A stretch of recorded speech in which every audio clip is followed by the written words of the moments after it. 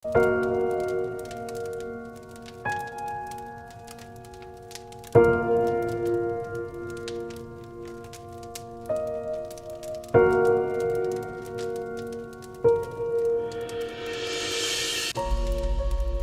yang kamu rasakan saat ini pada saat melihat deretan angka ini? Video ini saya buat bukan untuk memberikan ketakutan kepada kamu, tapi justru keberanian dan kekuatan. Jadi kalau kamu berhenti sekarang dan meninggalkan kita, mungkin kamu tidak tahu realita yang akan kita hadapi dan kemungkinan besar kita semua akan kalah. Kalau kamu berhenti di tengah video, maka kamu akan dikuasai ketakutan dan mungkin kita masih tetap kalah. Tapi kalau kamu tonton video ini sampai akhir, kita semua akan menjadi pemenang dan tidak akan menjadi orang yang sama lagi setelah semuanya berlalu. Jadi jangan tutup dulu video ini sekarang, karena saya sudah menyediakan beberapa spot berbeda untuk menutup video ini selama videonya berjalan, yang bisa kamu pilih sesuai dengan nuranimu nanti.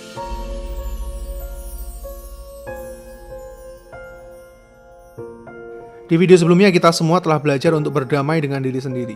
Dan di video ini kita akan sama-sama belajar untuk menghadapi masalah dan memenangkannya. Karena musuh yang akan kita hadapi saat ini adalah ancaman bersama bagi seluruh umat manusia. Namun sebelum saya mulai, saya ingin bercerita sedikit sebuah kisah mengenai seorang raja dan rakyat kesayangannya yang tinggal di sebuah kerajaan yang aman dan tentram. Kerajaan ini begitu damai selama berpuluh-puluh tahun meskipun ada banyak perbedaan di dalamnya. Namun suatu saat semuanya berubah seketika. Ketika salah satu messengernya memberikan peringatan kepada sang raja bahwa kerajaannya saat ini ada dalam ancaman yang besar. Karena salah satu kerajaan besar dari negeri seberang sedang dalam perjalanan untuk menyerang kerajaannya. Kerajaan mereka begitu besar dengan 71.000 prajurit yang punya reputasi tidak pernah kalah di medan pertempuran. Dan sang raja hanya punya waktu beberapa minggu saja untuk mempersiapkan dirinya maupun rakyatnya sebelum menghadapi ancaman besar yang belum pernah mereka alami ini. Pertanyaannya, jika kamu berada di posisi sang raja, apa yang akan kamu pilih? Jika kamu memilih untuk menyerah dan menutupi kenyataan pahit yang ada di depan mata kepada rakyatmu, maka ini saat yang tepat untuk menutup video ini. Namun jika kamu memilih untuk menerima kenyataan dan memutuskan untuk menghadapinya bersama-sama dengan rakyatmu, maka kamu tidak perlu tutup video ini dan biarkan saja berlalu. Oke, good. Dengan banyaknya orang yang memilih ini, maka setidaknya kita masih punya peluang untuk memenangkan pertempuran. Namun pertama-tama yang harus dilakukan oleh sang raja adalah menerima kenyataan terlebih dahulu, yaitu menghadapi ketakutan yang ada dalam dirinya, sebelum mengatakan semuanya kepada rakyatnya. Sebuah ketakutan itu timbul karena ketidaktahuan. Namun ketika kamu tahu benar apa yang akan kamu hadapi, maka ketakutan itu tidak akan lagi menghantuimu. Apalagi ketika kamu juga paham akan kapasitas dirimu sendiri. Sama seperti yang pernah dikatakan oleh Sun Tzu, seorang ahli strategi perang di zaman Tiongkok kuno. 1000 pertempuran dengan 1000 kemenangan akan kamu capai jika kamu mengenali siapa dirimu dan siapa lawanmu. Begitu pentingnya sebuah pengetahuan untuk memulai segala hal. Jadi kita akan mulai mengenali terlebih dahulu siapa sebenarnya musuh kita dan apa yang akan kita hadapi dalam peperangan besar beberapa bulan ke depan. Karena peperangan kita nanti akan terdiri dari 4 tahap.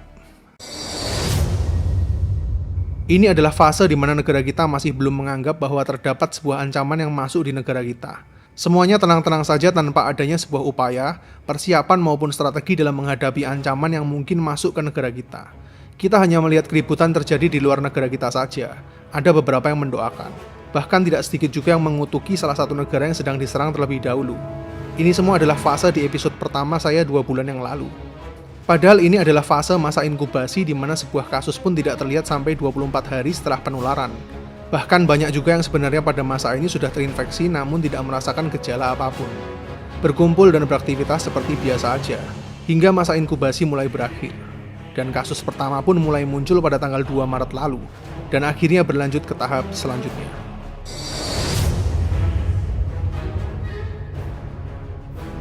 Ini adalah fase yang sedang kita alami saat ini. Fase di mana ancaman mulai muncul di mana-mana, karena 2 hingga 3 minggu masa inkubasi tahap awal mulai berakhir, sehingga semua orang yang tertular mulai menunjukkan gejala-gejala mereka secara serentak. Kepanikan mulai membayangi seluruh rakyat, di mana otoritas kesehatan baru mulai mengambil berbagai macam tindakan, namun sudah sedikit terlambat karena penularan sudah terdeteksi di mana-mana. Italia adalah salah satu negara yang terdampak ancaman ini paling besar. Bagi Italia, hanya dibutuhkan waktu sekitar 7 minggu saja sejak kasus pertama hingga video ini dibuat telah mencapai angka 75 ribuan kasus dengan 7.500 kematian. Dan itu terjadi hanya karena hal sederhana saja, yaitu menganggap sepele ancaman ini. Dan nampaknya negara kita punya kemiripan karakter ini, bukan? Mungkin negara kita hingga video ini dibuat masih menunjukkan sekitar 900 lebih kasus. dengan 80 kematian mulai dari ditemukannya kasus pertama di awal Maret. Namun apakah angkanya sudah cukup valid? Sama sekali tidak, saya rasa. Karena angka-angka itu baru muncul ketika para suspek itu dengan inisiatif sendiri memeriksakan diri mereka. Bagaimana dengan yang tidak merasakan gejala apapun? Belum lagi sistem kesehatan negara kita yang di fase ini belum siap benar dan tidak memiliki SOP memadai, bahkan peralatan yang dibutuhkan untuk testing sekalipun. Situs Our World in Data memiliki perhitungan sendiri untuk menghitung laju penggandaan virus di setiap negara. Misalnya Korea Selatan angka kasusnya meningkat 2 kali lipat setiap 13 hari, dan Italia lebih parah, karena kasusnya akan berlipat ganda setiap periode 5 hari. Dan tahukah kamu berapa cepat penggandaan yang ada di Indonesia? Hasilnya sangat mengejutkan, karena Indonesia punya potensi penggandaan kasus setiap 2 hari saja. Angka ini bahkan berkali lipat lebih cepat dibandingkan Italia saat ini. Dengan perhitungan ini, maka seharusnya hingga video ini dibuat pada dasarnya sudah terdapat sekitar 20.000 orang yang telah terinfeksi, namun mungkin belum semuanya terdeteksi. Jika kita asumsikan pertumbuhannya mirip dengan Italia saja, maka pada akhir bulan April ini bisa mencapai 71.000 kasus di Indonesia. Dan itu adalah angka yang kita hitung berdasarkan penggandaan kasus per 5 hari dan bukan 2 hari. Dan sekali lagi itu pun hanya angka yang didapat dari para suspek yang sudah dites positif saja. Bagaimana dengan yang tidak memiliki gejala maupun yang tidak melaporkan dirinya? Padahal sistem sanitasi dan medik yang ada di Italia tergolong lebih baik dibanding kita. Mereka sudah melakukan lockdown dan kita tidak melakukannya. Coba bayangkan bisa seberapa jauh kemungkinannya untuk negara kita. Jujur saya cukup terganggu bahkan untuk membayangkannya saja. Masih mau anggap sepele ancaman ini? Fase ini adalah fase di mana penularan sudah mulai mencapai ke titik puncaknya. Korban jiwa dengan riwayat kesehatan yang rentan sudah berjatuhan, dan orang-orang yang masih bertahan sudah memiliki imunitas yang lebih kuat dibanding sebelumnya. Sisi positifnya bagi yang sudah pernah tertular dan sembuh, maka tubuhnya sudah punya antibodi terhadap virus ini dan tidak akan tertular lagi. Namun di fase ini angkanya sangat besar meskipun penambahan kasus baru relatif stabil. Fase ini adalah fase terakhir ketika penularan sudah mulai menunjukkan tren yang terus menurun. Meskipun setiap fase tidak bisa diprediksi waktunya tergantung penanganan dan kebijakan setiap negara tentunya. Karena hingga saat ini hanya China dan Korea Selatan yang sudah mulai berada di fase ini, di mana sudah mulai tidak ada lagi tren penambahan jumlah kasus dan berangsur-angsur mulai menghilang. Ini adalah fase di mana mereka yang mampu bertahan akan menjadi sosok yang lebih kuat dibandingkan sebelumnya, baik secara fisik maupun psikologi. Betapa minimnya pengetahuan kita mengenai apa yang akan kita hadapi beberapa bulan ke depan. Begitu kecil kesadaran masyarakat kita tidak hanya untuk orang lain bahkan dirinya sendiri sekalipun. Sungguh saya tidak meragukan keimanan kalian. Namun jika bukan untuk diri sendiri, setidaknya lakukanlah untuk keluarga atau orang tua terkasih kita yang tidak layak menerima ancaman ini. Begitu juga dengan para pahlawan medis yang selalu ada di garda terdepan. Mereka juga punya keluarga yang menunggu di rumah dan ingin tetap hidup. Jadi jangan pernah menganggap sepele ancaman ini. Saya merasa sangat perlu mengingatkan hal ini sedini mungkin kepada semuanya, supaya kita tidak menjadi Italia kedua atau bisa saja bahkan melampaui Italia, khususnya selama kita masih punya waktu. Ingat, penyesalan dari sebuah keputusan itu tidak akan pernah dapat kita ulangi.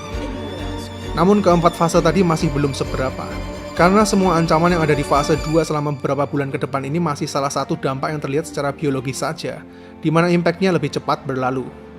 Tahukah kalian bahwa masih ada dampak selain dampak biologis yang punya dampak jauh lebih panjang, yaitu dampak perekonomian?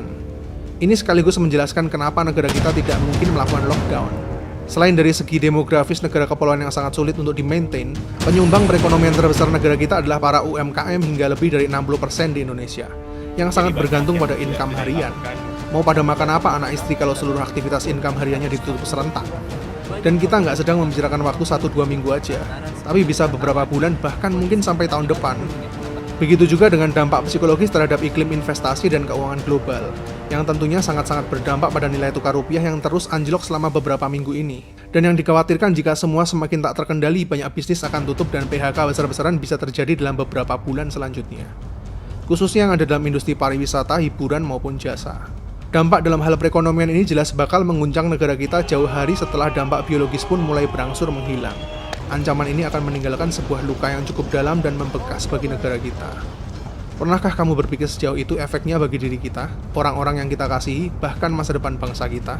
Hanya karena kita menyepelekan hal-hal yang seharusnya sederhana. Ya, itulah realita yang akan kita semua hadapi dalam beberapa bulan ke depan nanti. Sekali lagi saya tidak sedang menyebarkan ketakutan untuk semuanya, tapi kita semua berhak tahu kebenarannya, sekarang juga. Selagi kita masih punya waktu untuk memperbaikinya dan masih ada kesempatan untuk mengatur strategi melawan musuh yang semakin mendekat. Kini kita akan kembali lagi ke kisah sang raja. Setelah semua kenyataan pahit atas apa yang akan menimpa seluruh rakyat diceritakan, akhirnya pertanyaan terakhir diajukan kepada seluruh rakyatnya. Dan di sini nanti akan terjadi sebuah seleksi alam, di mana yang memilih mundur dari kenyataan akan tetap berada pada ketakutan, atau yang memilih untuk menerima kenyataan dan berkomitmen bersatu padu melawan musuh yang ada di depan bersama-sama sebagai satu kesatuan. Mana yang akan kamu pilih? Dengan semakin banyaknya orang yang berkomitmen dan melanjutkan menonton video ini, maka peluang kita untuk memenangkan pertempuran ini akan jadi semakin besar. Tadi kita sudah mengenali siapa lawan kita dan apa dampak yang bisa mereka timbulkan bagi kita semua. Kini saatnya kita mengenali diri kita sendiri sekaligus membuat strategi untuk mengalahkan ancaman ini. Kita harus berkomitmen bersama-sama secara disiplin melaksanakan strategi ini. Yang pertama, jangan pernah panik dan takut, karena kini kamu sudah tahu apa yang akan kita hadapi secara detail. Yang kedua, pastikan sudah mempersiapkan baju sirahmu sebelum maju perang, yaitu imunitas diri kita masing-masing. Karena selama imunitasmu baik, itu akan menjadi baju besi yang tidak akan mudah ditembus oleh musuh. Makan makanan bergizi yang mengandung banyak protein dan karbohidrat, tidur cukup 6-8 jam, perkuat dengan vitamin. Pastikan menggunakan masker sebagai pelindung dan sering mencuci tangan setiap ada kesempatan. Jika kamu mulai merasa radang tenggorokan dan mulai demam, berhentilah sejenak dan isolasi dirimu sementara waktu untuk keamanan kita bersama. Yang ketiga, strategi formasi social distancing. Disiplin untuk tidak berdesakan satu dengan lainnya. Pastikan jarak aman minimal 1,5 meter satu dengan lainnya. Dan sebisa mungkin bagi kamu yang tidak harus maju ke medan pertempuran, sebaiknya tetap berada di rumah masing-masing. Formasi ini akan sangat sulit ditembus oleh ancaman yang tidak terlihat dari sudut manapun. Namun untuk siapapun yang berimunitas rendah atau lanjut usia dengan umur di atas 50 tahun, sebisa mungkin usahakanlah tetap berada di rumah. Karena ancaman ini lebih mudah menembus pertahanan kalian. Ini adalah persentase death rate dari survei sekitar 40.000 kasus yang ada di China. Meskipun death rate nampak kecil, tapi jangan pernah underestimate karena angkanya bisa berbeda-beda setiap negara tergantung kualitas sistem kesehatan masing-masing negara. Namun yang paling bagus dari semuanya adalah isolasi diri di rumah dan mulai bekerja dari rumah, jika memungkinkan. Karena momen ini akan menjadi peluang yang tepat untuk memaksa bangsa kita mulai masuk ke dalam revolusi industri 4 lebih cepat lagi.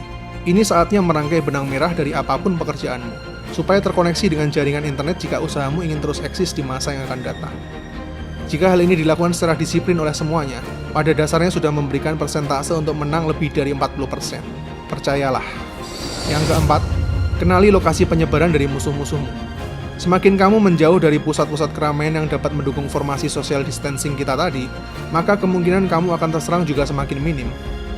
Kamu juga bisa melihat peta lokasi yang telah disediakan oleh pemerintah daerah masing-masing.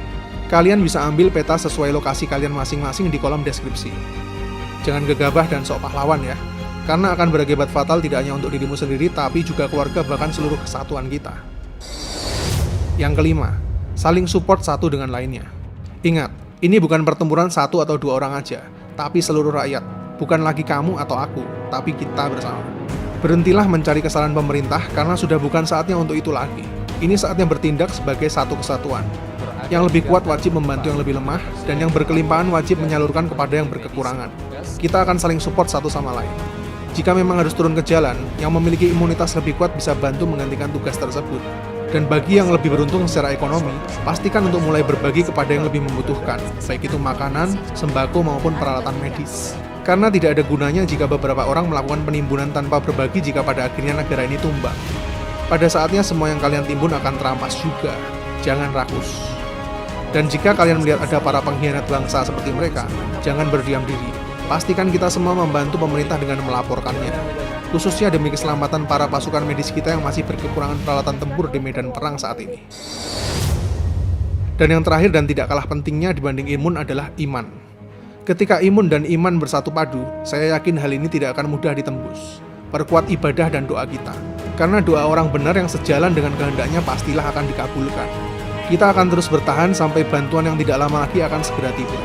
Tetaplah menjadi kuat, optimis dan penuh dengan pengharapan. Karena semangat yang kuat dan penuh harapan pada hakikatnya adalah sebuah vaksin alami yang sudah disediakan oleh Tuhan sebagai antibodi alami. Jangan pernah menyerah dan kehilangan harapan. Karena semakin hebat dan kuatnya sebuah pedang, ditentukan dari seberapa keras pedang tersebut ditempa dalam bara yang sangat panas. Begitu juga dengan manusia. Orang-orang hebat lahir dari seberapa keras hidupnya diuji dan tetap berdiri tegak. Dan dalam segala masalah yang kita alami seperti sebuah pedang bermata dua. Ketika di satu sisi terdapat sebuah problem, maka di sisi lainnya akan ada sebuah hikmah. Coba lihat ini. Ini adalah gambaran bumi kita sebelum dan sesudah ancaman global menyerang dunia. Berapa puluh tahun lamanya kita terus keras kepala dan menyepelekan global warming yang setiap hari, jam, dan detiknya terus menghancurkan bumi kita.